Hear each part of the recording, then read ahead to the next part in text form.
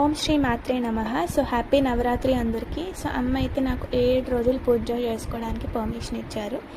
So ఈ 7 days ఏంటో చూసేద్దాం. సో డే 1 ఇస్ బాల త్రిపుర సుందరి దేవి. ప్రసాదం వచ్చి బెల్లం పరవాన్నం. అండ్ ఆ రోజు వైట్ వేసుకోవాలి, బట్ నేను పింక్ వేసుకున్నాను అనమాట.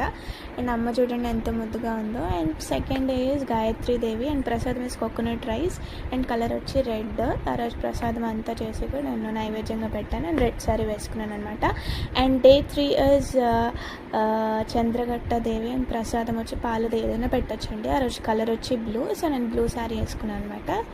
అండ్ అమ్మవారిని చూడండి ఎంత ముద్దుగా ఉన్నారో. సో ఎవ్రీడే పూజ చేసుకుని ఒక క్లిప్ తీసుకునేదాన్ని అనమాట. Look at that. And day 4 వచ్చేసరికి కుష్మాండా దేవి అనమాట. ఆ రోజు ప్రసాదం రవ్వ కేసరి చేశాను. And colour is yellow colour. So yellow sari వేసుకొని పూజ చక్కగా చేసుకున్నాం అనమాట.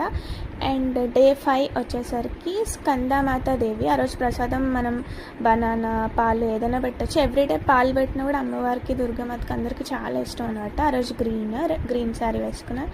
And day 6 is Katyayani Devi. And prasadam is banana and colour వచ్చి గ్రే కలర్. ఆ రోజు గ్రే కలర్ శారీ వేసుకున్నాను అనమాట.